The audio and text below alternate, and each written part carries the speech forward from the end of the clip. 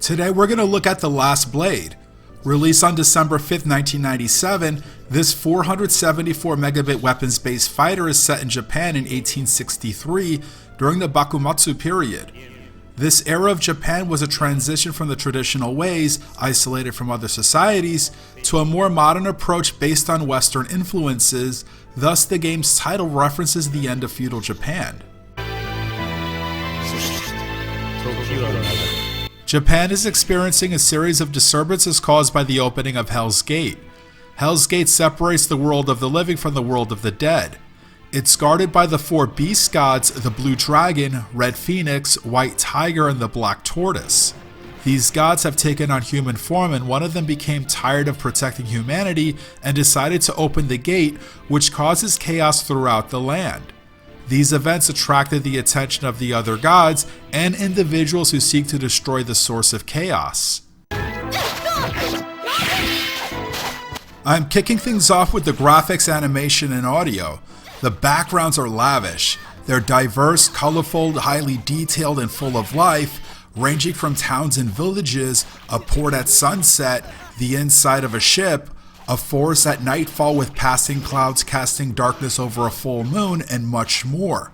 There's lots of vegetation such as maple trees, bamboo, and cherry blossoms. Stages have seasonal themes such as fall and winter. Extensive use of shadows is present in some backgrounds. Overall, these settings would make Bob Ross proud. Each stage features an introduction which sets up the next fight.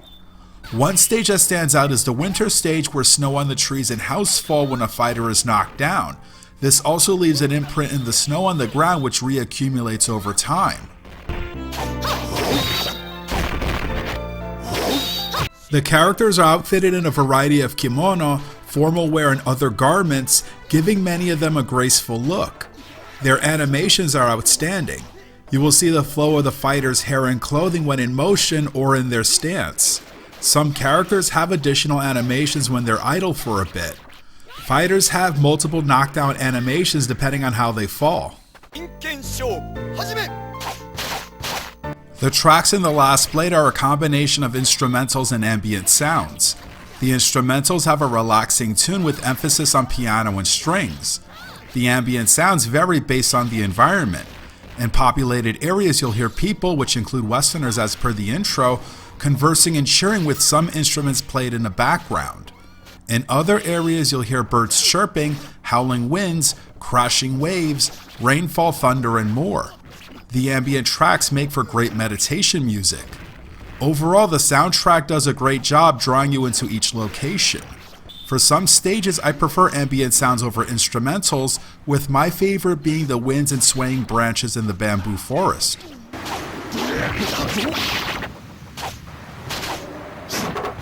You will hear different sounds of wooden and metal weapons clashing. Different sounds are also produced when fighters run. For example, Amano's geta make a clip-clop sound. In the maple stage, you will hear rustling leaves when a fighter runs. Large fighters will make shattering noises when they run or jump.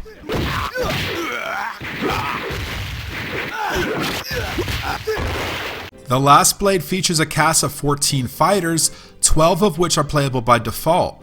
They vary in appearance, weapon, and fighting style. It will take too long to go through each one, so let me introduce you to a few of them. The main protagonist, Kaede, which translates to Maple, is out to avenge the death of his and his sibling's master.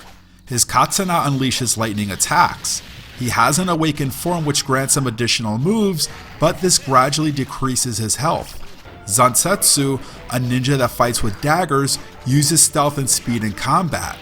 He has an arsenal of deadly kicks and he can disappear for a few seconds. It's implied that he's an ancestor of Eiji Kisaragi from Art of Fighting 2. Okina the Black Tortoise is an elderly fisherman. He uses a fishing rod to trip up his opponents and a basket that releases tortoises. He can surprise you with his spin attacks. Yuki, which translates to snow, is my favorite fighter to use. Her Naginata provides excellent reach with ice-based attacks, including an ice shield which deflects projectiles. Another favorite of mine, Shikio, a murderous soul with a maniacal laugh, wields dual blades which can form into a single weapon. He can spin his weapon for multiple hits and wield it like a boomerang. Akari is a fun-to-use comical character. She wields her wand for summoning and transformation purposes. She can temporarily morph into a clone of her opponent, but without access to their specials. Common fighting game tropes apply to this cast. Large fighters like Juzo and Shigen are dangerous in close quarters, while quick fighters like Akari, Zansetsu, and Lee Reka can be aggressive.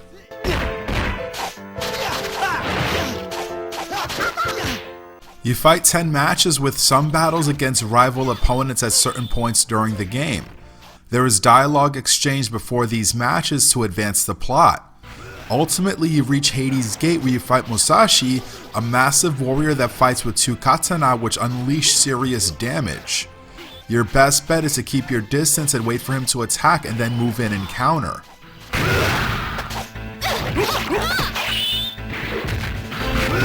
The final battle is against Kagami, who is responsible for opening Hades' Gate. He is the human form of the Red Phoenix and uses fire-based attacks.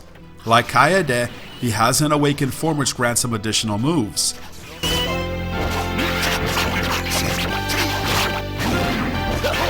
Musashi and Kagami are selectable by inputting the code you see on screen. You will see arrows on each side of the screen when the code is inputted. In the MVS version, only Musashi is unlockable. Have fun tearing through the game with these guys.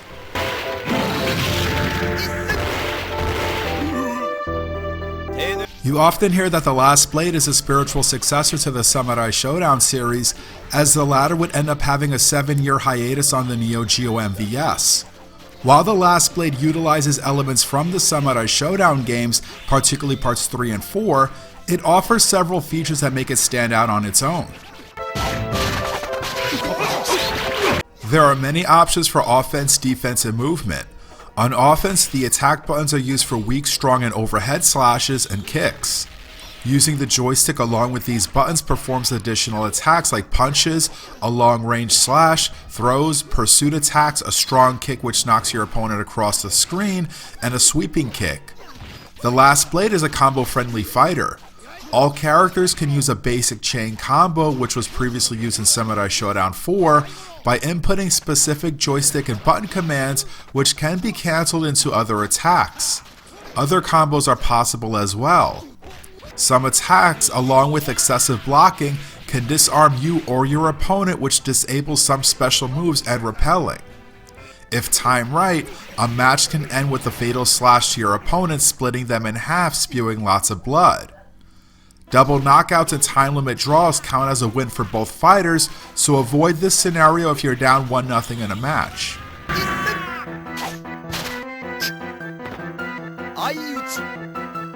When you land attacks or perform special moves, your sword gauge fills up. Once it's full, you can execute a desperation attack, also known as the Super Secret Slice, which inflicts heavy damage. Desperation attacks can be used infinitely when your health meter is flashing. If using Kaede or Kagami, a full sword gauge is required to access their awakened form. There are other techniques that can be performed with the sword gauge, which I'll explain in a bit.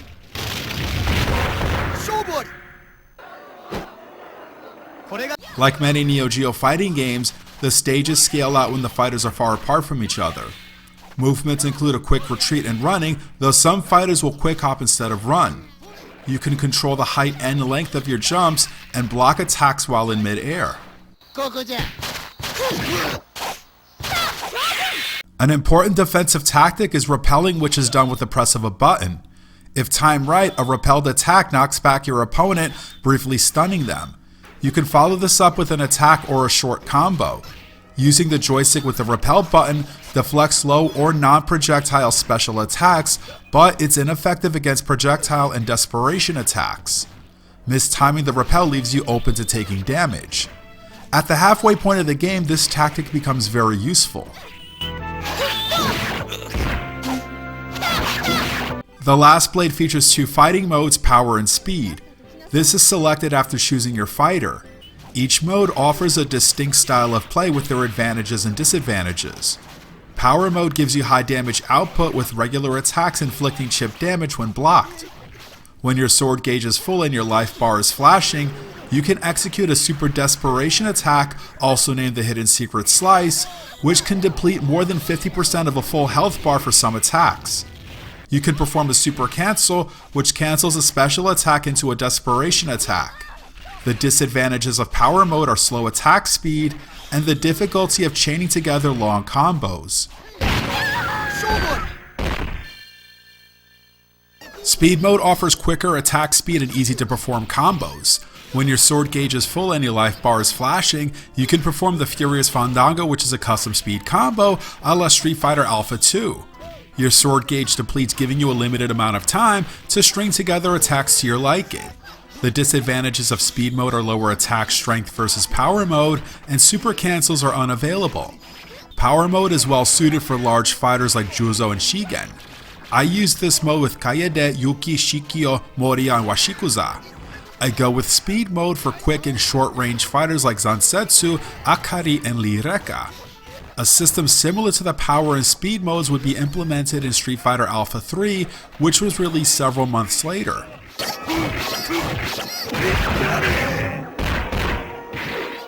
The AES version of The Last Blade provides additional options. This is the first Neo Geo fighter to offer a training mode, which is great for practicing combos. Unfortunately, there's no life bar to display how much damage your attacks inflict, and no option for the dummy opponent to fight back, which would help players practice the timing of repels. These issues were remedied in its sequel. There's a short mode, which is an abbreviated and easier version of the arcade mode with just 4 matches. You begin each round with a full sword gauge while your opponent has just half of their health. The final boss in this mode is Musashi.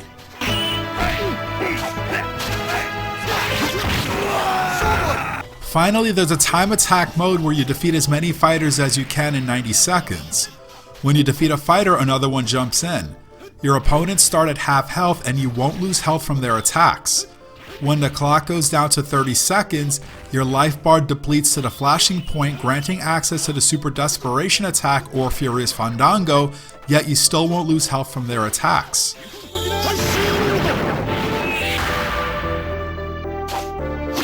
The Last Blade checks off many traits I enjoy in fighters: outstanding graphics, animation, and audio, interesting characters, and a wide array of options for offense and defense which you will need to take advantage of.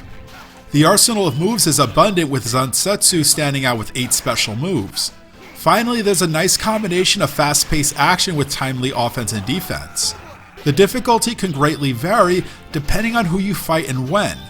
The first 3 matches are easy, but it gets tougher from there. The final 2 opponents will give you hell, pun intended. It's easily amongst my favorite Neo Geo fighters. For casual fighting game fans, The Last Blade has a learning curve, but you'll love it once you get accustomed to it.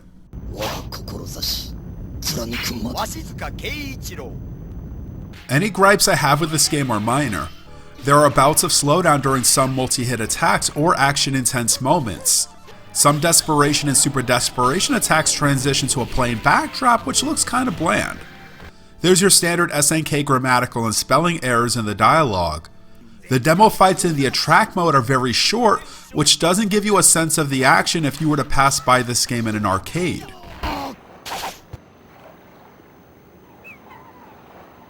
The Last Blade has a sense of elegance that few fighters can match. It's a must-have for your MVS or AES library. Unfortunately, the Neo Geo CD version suffers from excessive and long load screens, which disrupts the music as it restarts between rounds. It was also ported to the PlayStation in Japan. This version has cut animations, lower audio sample rates for the sound effects and voices, and slowdown.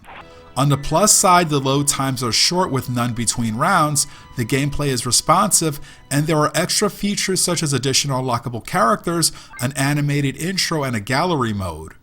The Last Blade was also included with its sequel as part of the Bakumatsu Roman Gekka no Kenshi 1 and 2 pack for the PlayStation 2 in Japan. The Last Blade is also available for the PlayStation 4, Xbox One, and Nintendo Switch.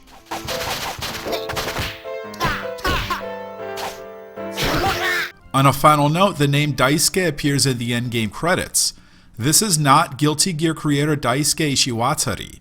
Looking at The Last Blade and Guilty Gear side by side, it's easy to make the assumption that he worked on both games. He was with Arc System Works developing Guilty Gear during the time of The Last Blade's development. Guilty Gear was released just 5 months after The Last Blade. Hidetaka Suehiro, also known as Swery65, was a director for The Last Blade, and he confirmed that the Daisuke in the end credits is a different person. A link to that confirmation is in the video description. I hope you enjoyed this video, and I will see you next time.